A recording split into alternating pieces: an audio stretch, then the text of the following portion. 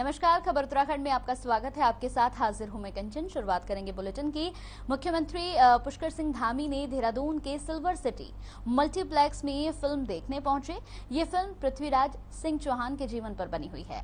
बता दें कि इस दौरान फिल्म देखने पहुंचे मुख्यमंत्री धामी के साथ बीजेपी सरकार के कैबिनेट मंत्री सतपाल महाराज, धन सिंह रावत, प्रेमचंद्र मौजूद थे। इसके साथ ही यहां पर सभी लोगों ने फिल्म देखी। इस दौरान बीजेपी संगठन के यहां पर तमाम पदाधिकारियों के साथ ही यहां पर कार्यकर्ता भी पहुंचे। कार्यकर्ताओं ने भी ये फिल्म देखी। मुख्यमंत्री ने कहा कि पृथ्वीराज सिंह चौहान हमारे इतिहास के वीर पुरुष थे। उनके जीवन चरित्र से हमें बहुत कुछ सीखने को मिलता है। उनके अनुसार हमारी कोशिश होनी चाहिए कि जैसे उन्होंने कभी हार नहीं मानी, हमें भी हार नहीं माननी चाहिए।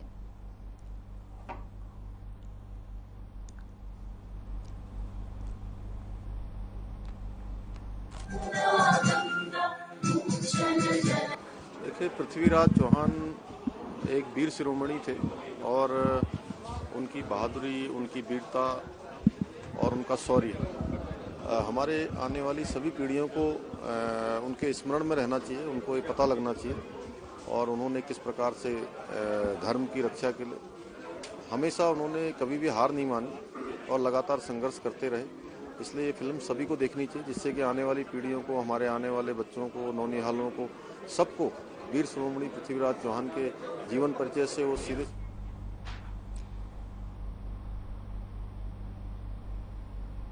तो वहीं त्रिस्तरीय पंचायतों के खाली पड़े पदों पर उपचुनाव के लिए राज्य निर्वाचन आयोग ने अधिसूचना जारी कर दी है। बता दें कि अल्मोड़ा जिले में प्रधान विहीन चल रहे 42 ग्राम सभाओं को जल्द ही प्रधान मिल जाएंगे। जिले में 1037 वार्ड मेंबर, 42 ग्राम प्रधान और एक क्षेत्र पंचायत सदस्य के खाली पद पर उपचुनाव होना है। बता दें कि खाली पदों के लिए 27 जून को उपचुनाव होंगे। वहीं सीडीओ नवनीत पांडे ने बताया कि उपचुनाव के लिए 13 जून और 14 जून को नामांकन होगा। 15 जून को नामांकन पत्रों की जांच होगी और 16 जून को सुबह 10 से शाम यानी कि 3 बजे तक नामांकन वापस होंगे। 17 जून को चुनाव चिन्ह का यहां पर आवंटन और 27 जून को सुबह 8 से शाम 5 बजे तक मतदान होगा और 29 जून सुबह 8 बजे से मतगणना होगी।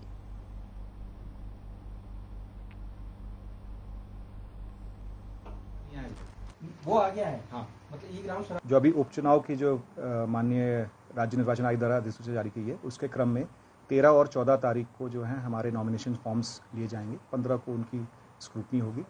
16 को नाम वापसी के लिए निर्धारित किया गया है। 17 को तथा तत्पश्चात 27 को जहां आवश्यकता होगी वहां पे मतदान किया जाएगा और 29 को मतगणना होगी।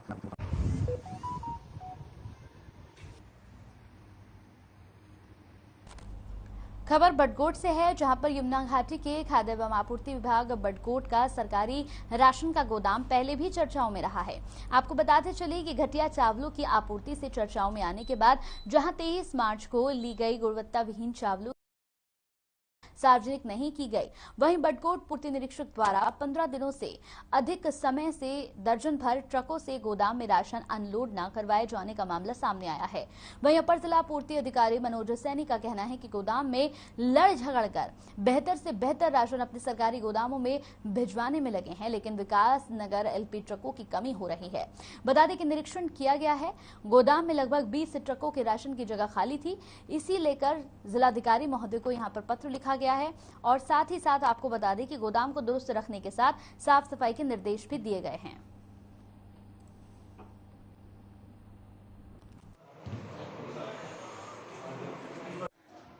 इंस्पेक्टर साहब से बात तो हुई है, डीओ साहब से भी, और वो जो ठेकेदार से भी हुई है।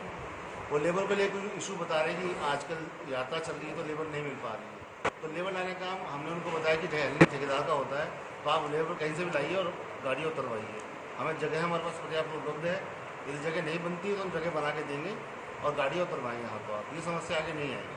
हमारा एक अनुरोध है कि हमारी गाड़ियाँ विकास नगर से गला भर के बडकोट आती है और 10-10, 15-15 दिन तक गाड़ियाँ खड़ी रहती है और उसके बाद जब गाड़ियाँ खाली होती 15 दिन के बाद, उसके बाद बोलते हैं कि तुम्हारा 1 क्विंटल 1.5 क्विंटल गला घट गया है। वो भी हमारे ऊपर अनावश्यक लग रहा है। 15-15 दिन तक तो नुकसान गाड़ियों को खड़े का हो गया, फिर ये 1-1.5 क्विंटल गला घट रहा, वो भी हमारे ऊपर हमको झेलना पड़ता है। तो ट्रक यूनियन वाला कितना कमा रहा है तो मेरा अनुरोध है कि शासन प्रशासन इस पर ध्यान दे और ऐसी गलती न करे कि ताकि हमको कुछ आगे आंदोलन न करना पड़े। वहीं खबर अल्मोड़ा से है। अल्मोड़ा में यहां पर ननिहालों और गर्भवती महिलाओं के सेहत से खिलवाड़ किया जा रहा है, जहां पोषण आहार के नाम पर गर्भवती महिलाओं और आंगनबाड़ी बच्चों को यहां पर खराब अंडे बांटे जा रहे हैं। दरअसल अल्मोड़ा जिले के खत्याड़ी वितरण केंद्र में 44 आंगनबाड़ी केंद्रों को यहां पर अंडे बांटे जाने थे। इस दौरान पेटियों में कई अंडे सड़े हुए मिले और यही नहीं, अंडे में कीड़े भी यहां पर पड़े हुए मिले। तस्वीरें देखिए जरा। जब इस मामले की भनक प्रशासन को लगी तो हड़कंप मच गया। वितरण केंद्र की सुपरवाइजर ने इस मामले की शिकायत तुरंत डीपीओ से की है।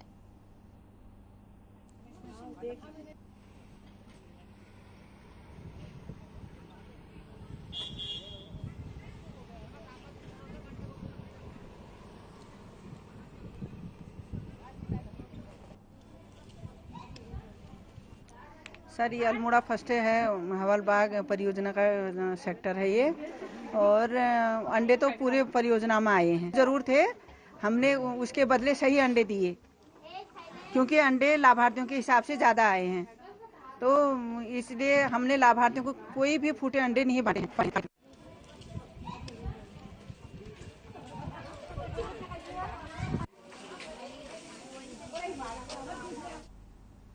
ऋषिकेश में नेशनल हाईवे और शहर के यहां पर आंतरिक मार्गों पर आवारा पशुओं के चलते कोई न कोई हादसा होता रहता है, जिसकी शिकायत गढ़वाल महासभा ने कई बार इस संबंधित विभाग को पत्र लेकर यहां पर दी है और कार्रवाई की मांग भी की है, लेकिन कोई कार्रवाई नहीं हुई।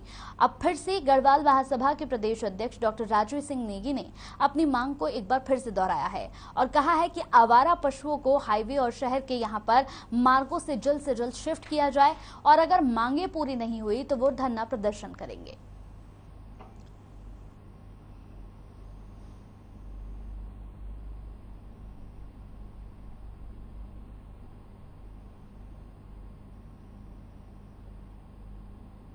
सभा की ओर से जो निराश्रित पशु सड़क पर घूम रहे हैं उनको कांजिया हाउस में या अन्यत्र जगह शिफ्ट करने की मांग नगर निगम से कर रहे हैं, लेकिन नगर निगम इस मामले में बिल्कुल मौन साधे हुए हुआ। जैसे कि आप लोग जानते हैं कि चारधाम यात्रा चरम सीमा पर है। रोजाना लाखों श्रद्धालु जो है उत्तराखंड ऋषिकेश देवभूमि आ रहे हैं, क्योंकि यहीं से चारधाम यात्रा प्रारंभ होती है। ऐसे में कहीं न कहीं जो सड़कों किनारे जो आवारा पशु हैं वो खड़े रहते हैं या लेटे रहते हैं, तो वो एक दुर्घटना का कारण बनते हैं। वहीं उत्तराखंड में नगर पंचायत के कर्मियों द्वारा एक स्वागत कार्यक्रम का आयोजन किया गया। इस कार्यक्रम के माध्यम से क्षेत्रीय विधायक अरविंद पांडे के अलावा मुख्यमंत्री पुष्कर सिंह धामी का आभार व्यक्त किया गया। आपको बता दें कि कर्मचारी संघ के बैनर तले कई बार वेतन वृद्धि के लिए धरना प्रदर्शन किया गया था। अब जाकर कर्मचारियों के वेतन में वृद्धि की गई, जिसको लेकर सफाई कर्मचारियों ने एक स्वागत कार्यक्रम का आयोजन किया, जिसमें क्षेत्रीय विधायक अरविंद पांडे का भव्य रूप से स्वागत किया गया।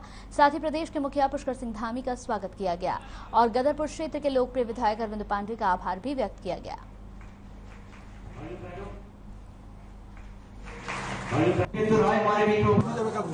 ₹350 जो उनको वेज मिलता है, वेतन मिलता है, वो कहीं ना कहीं कम है और इनकी बहुत मुसीबत के दौर में इन्होंने बहुत अच्छा काम किया था।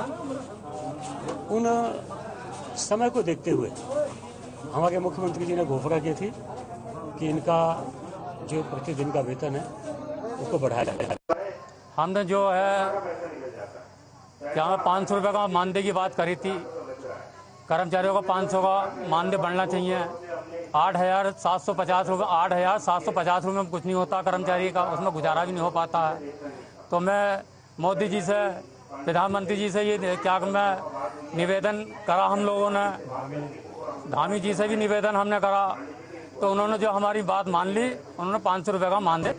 देखिए, सबसे पहले मैं आप लोगों का धन्यवाद कहूँगा, क्योंकि हमने जो भी पिछले साल जो आंदोलन किया था उसमें अपनी तमाम मांगे थी, जिसमें वेतन वृद्धि को लेके भी थी। सर, शासन ने हमारी बात को स्वीकार किया, उसको माना है। कर्मचारियों का मानदेय तो 350 से करके बढ़ाते हुए 500 रुपये किया गया है। उसका एक सम्मान समारोह जो हमारे दिनेशपुर शाखा ने किया है और ये होना भी चाहिए। और हमें जो सब धामी सरकार ने जो ये कर्मचारियों का मानदेय को बढ़ाने का काम किया है। खबर देहरादून से है, जहां उत्तराखंड खाद्य विभाग की ओर से जल्द नई योजना यहां पर शुरू होने जा रही है। इसके तहत अब एटीएम की तर्ज पर उत्तराखंड में राशन कार्ड धारक फायदा ले सकेंगे। खाद्य आपूर्ति मंत्री रेखा आर्य ने बताया कि फूड ग्रेन एटीएम को शुरू करने की तैयारी की जा रही है, जिसमें बड़ी ही सरलता से राशन कार्ड धारक अनाज ले सकेंगे। उन्होंने बताया कि इसकी शुरुआत पहले ही ओडिशा और हरियाणा जैसे प्रदेशों में हो चुकी है। अब उत्तराखंड राज्य में भी फूड ग्रेन एटीएम का यहां पर आरंभ होने जा रहा है। जिस प्रकार यहां पर आवश्यकता के समय हम बैंकों के एटीएम से रुपए निकालते हैं, ठीक वैसे ही उत्तराखंड में इस मशीन से अनाज भी ले सकेंगे। बता दें कि इस योजना को यहां पर शुरू जून अंत तक कर दिया जाएगा।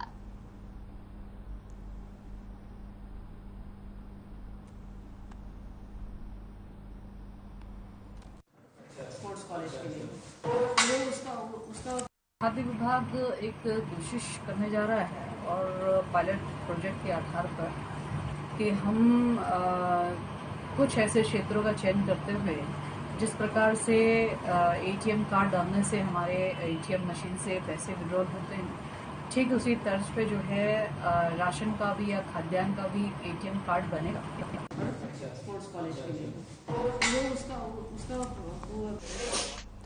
तो वहीं हेल्थ 480 चैलेंज प्रतियोगिता में नैनीताल के यहां पर एकेश तिवारी ने 480 किलोमीटर की दौड़ 9 दिन में पूरी की, जिसके बाद यहां नैनीताल क्लब में एकेश का रन टू लीव संस्था की ओर से स्वागत किया गया। आपको बताते चले कि तिवारी ने बताया कि 480 चैलेंज प्रतियोगिता एक अंतर्राष्ट्रीय प्रतियोगिता है, जिसमें करीब 30 देशों के धावकों ने हिस्सा लिया था। साथ ही उन्होंने दावा करते हुए बताया कि वो पहले शख्स हैं जिसने 9 दिनों में 480 किलोमीटर की दूरी तय की है। उन्होंने कहा कि उनका लक्ष्य है कि वो एक दिन में 100 किलोमीटर की दूरी तय करेंगे। आपको बता दें कि यहाँ पर एकेश इससे पहले कई प्रतियोगिताओं में मेडल अपने नाम कर चुके हैं।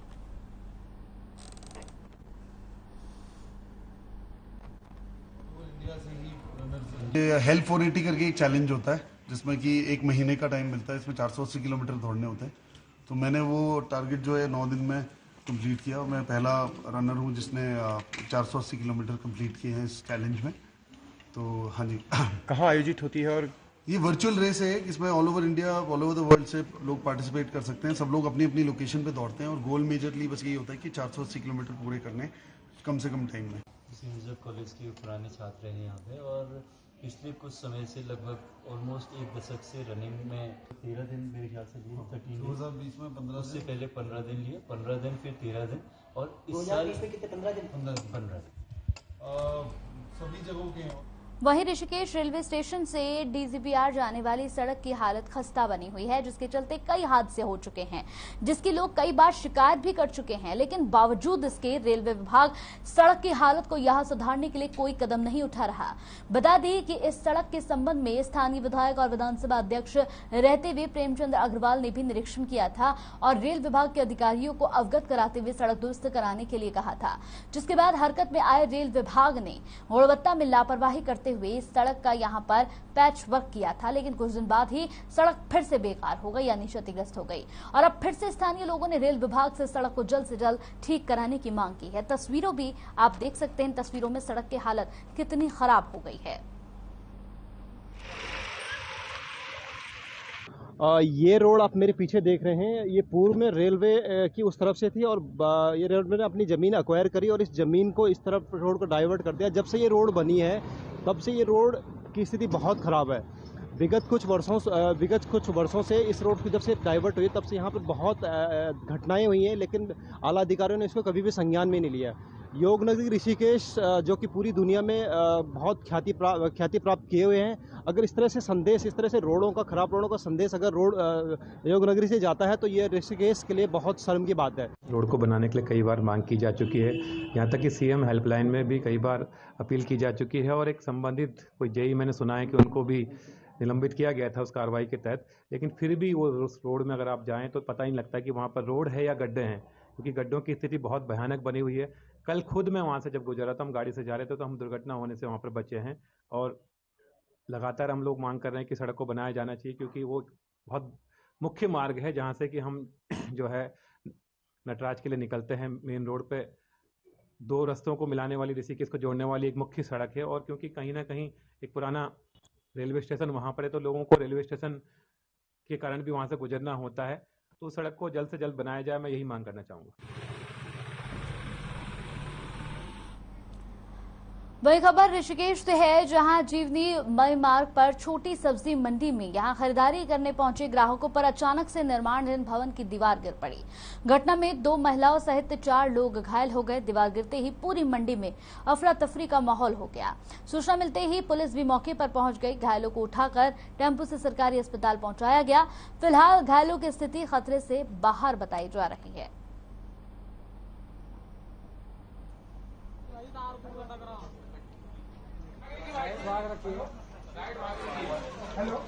और अचानक हवा तेज से और पूरी दीवार गिर गई। और कौन घायल हुआ? कौन घायल हुआ? घायल 4-5 लोग हुए, जिसमें 2 लेडीज का हालत गंभीर है। कि अभी आधा घंटा पहले तूफान आया। तूफान की शुरुआती थी, 2-3 मिनट हुए थे तूफान को आए हुए। तो सब्जी मंडी में जो है कि कंस्ट्रक्शन का काम चल रहा है, यहाँ पे अधूरा काम था। तो हवा इतनी तेज आई कि एक दीवार जो है वो धड़ाम से जो है मंडी में चलते लोगों को, राहगीरों के ऊपर गिर गई। और उसमें जो है 2 लेडीज हैं, 2 जेंट्स हैं और वरिष्ठ हैं, उनके जो है चोटें लगी हैं। खबर देहरादून से है, जहां इंडियन मिलिट्री एकेडमी के बाहर एसटीएफ ने बड़ी कार्रवाई की है। दरअसल एसटीएफ ने यहां गोपनीय ऑपरेशन के तहत एक संदिग्ध व्यक्ति को यहां पर अकादमी के पास से गिरफ्तार किया। बता दें कि पासिंग आउट परेड के दौरान यहां पर आईएमए के बाहर से आए सैन्य ऑफिसर की वर्दी में एक संदिग्ध को यहां पर पूछताछ के लिए उठाया गया। आर्मी इंटेलिजेंस की टीम के साथ पूछताछ की गई। जल्द ही कोई बड़ा खुलासा हो सकता है।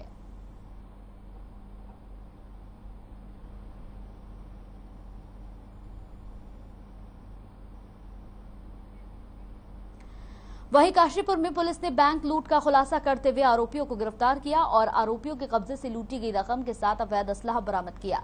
वरिष्ठ पुलिस अधीक्षक ने बताया कि जिस तरह से दिन दहाड़े सनसनीखेज तौर से ये वारदात हुई है, इस वारदात को अंजाम दिया गया था। इसके बाद सक्रिय हुई हमारी पुलिस की 8 टीमों ने एक ही दिन में बैंक लूट का खुलासा करने में कामयाबी हासिल की, जिसके लिए पुलिस टीम बधाई के पात्र है। बता दें कि आरोपी पीएनबी बैंक में 9 जून को हथियार से लैस होकर बैंक में धावा इन लोगों ने बोला था और लगभग 15 लाख रुपए लूटकर फरार हो गए थे। सब लोग कुल मिला के टीम एफर्ट से ये वारदात खुली है। एक आदमी यहाँ पर काशीपुर में मुरादाबाद रोड में मंडी चौक के निकट पीएनबी बैंक है। पीएनबी बैंक में 3 असलाबंद बदमाशों द्वारा बैंकों के अंदर घुसकर असलाओं से लैस होकर गन पॉइंट पर जो है कैश काउंटर में जितने भी पैसा था वो सारी चीजें लूट के लेगी। लूट का वारदात था, बहुत ही सीरियसली इससे वो लिया गया। विभिन्न टीमें गठित किया गया। एडिशनल एसपी काशीपुर इसका ऑपरेशन को लीड करते हुए मेरे द्वारा 8 टीमें बनाया गया। तो उसमें सारे लोग थे, additional SP Kashipur, CO city, inspector Kashipur, inspector ITI, SO Kunda, उसके अलावा एसओजी काशीपुर, एसओजी रुद्रपुर, समस्त टीम। खबर श्रीनगर से है। बद्रीनाथ राष्ट्रीय राजमार्ग 58 पर श्रीनगर में यहां पर उफलाड़ के पास अफरा तफरी मच गई जब तेज रफ्तार फॉर्च्यून कार ने एक महिला को टक्कर मार दी। लेकिन महिला की किस्मत ने महिला का साथ दिया और महिला टक्कर के बावजूद भी सुरक्षित बच गई। इस घटना के बाद वाहन चालक पर लोगों ने जमकर हाथ साफ कर दिया। पूरी घटना का वीडियो सीसीटीवी कैमरे में कैद हो गया। जरा आप भी देखिए। पुलिस का कहना है कि उन्हें इस घटना की जानकारी नहीं है, न ही किसी ने पुलिस में शिकायत दर्ज करवाई है।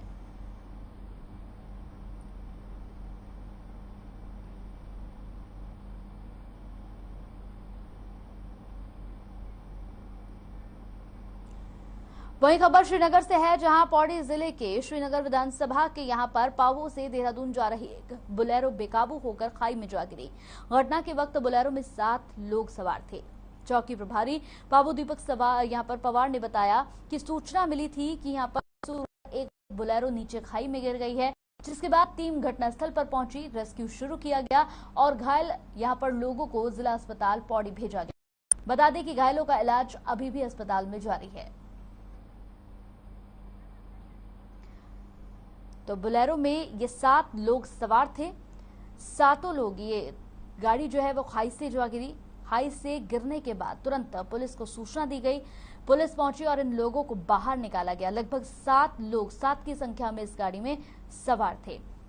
तो तो ये तस्वीरें भी टीवी स्क्रीन पर हम आपको दिखा रहे हैं। बोलेरो में 7 लोग सवार थे। घायलों को तुरंत अस्पताल में भर्ती कराया गया, यहाँ पर जहां लगातार घायलों का इलाज भी चल रहा है। गाड़ी बेकाबू होकर खाई में गिर गई। लगभग 7 लोग इस गाड़ी में सवार थे। बीजेपी प्रवक्ता नुपुर शर्मा के विवादित बयान के बाद मुस्लिम समुदाय के लोगों ने नाराजगी जताई है, जिसके चलते देश भर में जगह जगह विरोध प्रदर्शन किया जा रहा है। उधम सिंह नगर के जसपुर में भी पुलिस प्रशासन ने शहर में शांति व्यवस्था बनाए रखने के लिए मुस्लिम समुदाय के लोगों के साथ बैठक की है। साथ ही मुस्लिम समाज के लोगों से कोई भी जुलूस ना निकालने की अपील की है। इसके बावजूद भी मुस्लिम समुदाय के कुछ लोगों ने शहर में शांति व्यवस्था को भंग करने के लिए जुलूस निकालने का प्रयास किया, जिसके बाद पुलिस प्रशासन भी एक्शन में नजर आया और भीड़ को यहां से खदेड़ दिया। जुलूस निकालने वालों में से एक युवक को पकड़ लिया गया था, जिसके खिलाफ कार्रवाई की जा रही है। वहीं सीसीटीवी कैमरे की मदद से बाकी लोगों का पता लगाया जा रहा है।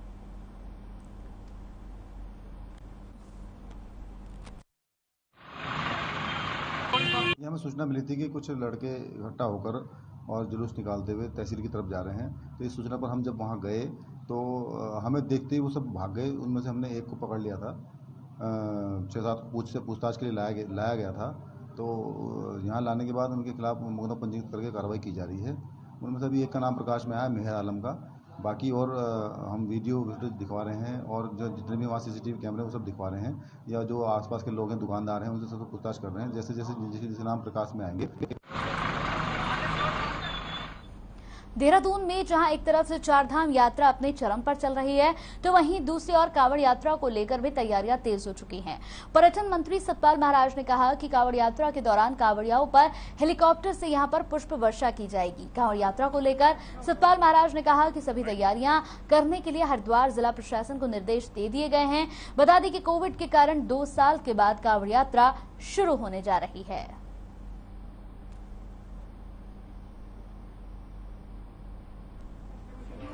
कला वाली बहुत अच्छी योजना थी सर, आइए सर, आइए। और ये इसका एडमिनिस्ट्रेशन, डिस्ट्रिक्ट एडमिनिस्ट्रेशन इसकी तैयारी करता है। उनको हमने आदेश दे दिए हैं, वार्ता हमने कर ली है और जो भी वो सहयोग चाहेंगे पर्यटन विभाग सहयोग देगा। क्या आकलन है सर, कितने आएंगे कांवड़िया? तो काफी आएंगे यात्री, क्योंकि इस समय भी आपने देखा होगा कि जो अभी कार्यक्रम हुआ था स्नान का, तो उसमें 26 लाख आदमी थे। तो निश्चित रूप में बड़ी संख्या में यात्री आ रहे हैं। और मैं ये बताना चाहता हूं कि यमुनोत्री में 2,48,025, गंगोत्री में 3,32,648, केदारनाथ में 6,04,446, बद्रीनाथ 6,28,146, हेमकुंड साहब में 91,607। नैनीताल में नोडल अधिकारी उपेंद्र चंद्र जोशी ने अमृत सरोवर परियोजना से जुड़े विभागों की समीक्षा बैठक ली। इस दौरान संयुक्त सचिव ने कहा कि भारत सरकार ने इस साल हर जनपद को 75 यहाँ पर अमृत सरोवर बनाने के लक्ष्य दिए हैं, जिसके तहत उन्होंने कई जनपदों का यहाँ पर निरीक्षण भी किया। उन्होंने कहा कि अधिकारी अपने अपने क्षेत्र में लक्ष्य रखें, चाल खाल का निर्माण अधिक से अधिक कर यहां पर बरसात के पानी को संरक्षित करने के लिए काम करें और जलाशयों के निर्माण से पहले उस जगह का भलीभांति निरीक्षण करें। साथ ही उन्होंने कहा कि जिन विभागों ने अभी तक कार्य योजना तैयार नहीं की, वो तत्काल कार्य योजना बनाना सुनिश्चित करें। कंटिन्यूअस प्रोसेस आप डिस्ट्रिक्ट में यह है कि लीन सीजन है, बट हम सब ये भी जानते हैं कि भारत में पॉपुलेशन भी काफ़ी बढ़ गई है, रिक्वायरमेंट बढ़ रही है, एक्टिविटीज़ बढ़ रही हैं, तो पानी की रिक्वायरमेंट तो बढ़ती जाएगी। इसीलिए ज़रूरत है कि हम सब मिलकर इसमें कार्य करें। ये जो इस बार की स्कीम आई है, ये उसका ही एक इंटीग्रल पार्ट है। इसके अलावा बाकी स्कीम्स भी भारत सरकार और स्टेट गवर्नमेंट अपनी चला रही है। वाटर शेड डेवलपमेंट का जो कार्यक्रम है, जिस पर की फोकस है, अलग से फंड्स अवेलेबल हैं, वो इसी सब वाटर की उपलब्धता बढ़ाने के लिए है। स्प्रिंग शेड डेवलपमेंट है, पहाड़ों के लिए बड़ा जरूरी है। वो सब उसका सबका मूलभूत पर्पस यही है कि हम जो पानी की उपलब्धता है उसे बढ़ाएं। वहीं विधानसभा चुनाव और चंपावत उपचुनाव में बुरी तरह से हारने के बाद अब कांग्रेस चिंतन यहां पर मंथन करने में जुट गई है। इसी क्रम में कांग्रेस ने अल्मोड़ा में नवसंकल्प घोषणा क्रियान्वयन शिविर का आयोजन किया, जिसमें कांग्रेस के कई वरिष्ठ नेता शामिल हुए। इस दौरान कांग्रेस संगठन की मजबूती के संबंध में विस्तार से विचार विमर्श किया गया। साथ ही कांग्रेस संगठन को बूथ स्तर से कैसे मजबूत किया जाए, इस पर चर्चा की गई।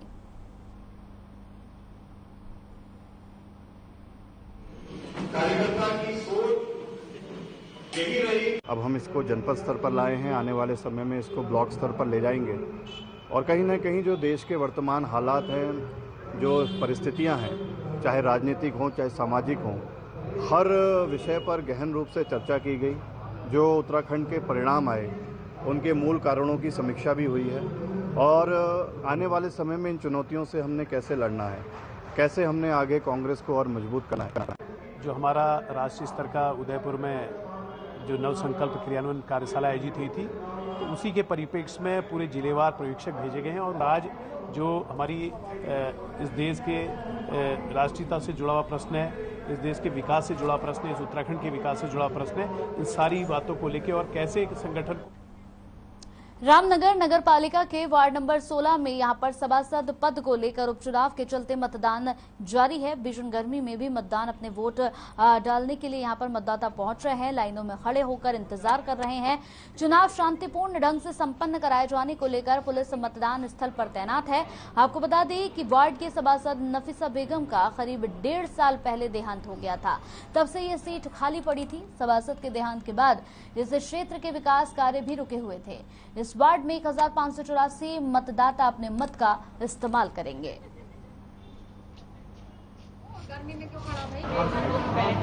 जो हमारे वार्ड में सबसे पहली समस्या पानी की और नाली की, और जो हमारे वहाँ अवैध शराब, गांजा, इंजेक्शन वगैरह, मैं इनके लिए फुल विरोध आवाज़ उठाऊंगा और जनता के जो वादे किए हैं उन पर खरा उतरूंगा और हो सके मैं जनता को साथ लेके जो ये काम हमारे मोहल्ले में गलत हो रहे हैं मैं उनके लिए आवाज़ उठाऊंगा।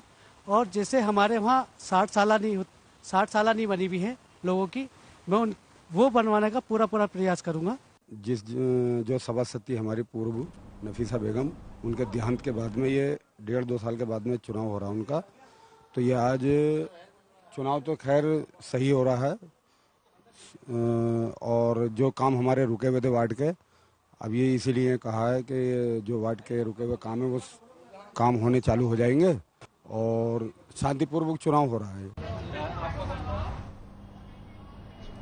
उधम सिंह नगर में खटीमा के भूर महोलिया क्षेत्र में 2 जगह अवैध रूप से चल रहे मिट्टी खनन की सूचना पर एसडीएम रविंद्र बिष्ट ने छापा मारकर अवैध खनन में लिप्त एक जेसीबी और एक ट्रैक्टर ट्रॉली को कब्जे में लेकर सीज करने तहसील परिसर में यहां पर खड़ा कर दिया। मौके से कई खनन कारोबारी अपना ट्रैक्टर ट्रॉली लेकर भागने में सफल रहे।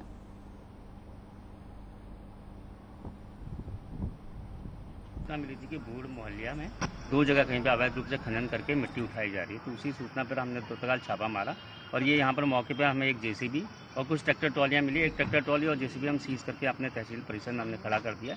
बाकी भागने में सफल रही, लेकिन हम उसकी नफ्ती कर लेंगे। कितना भी उन्होंने अवैध खनन किया गया उसका जुर्माना उन पर इम्पोज किया।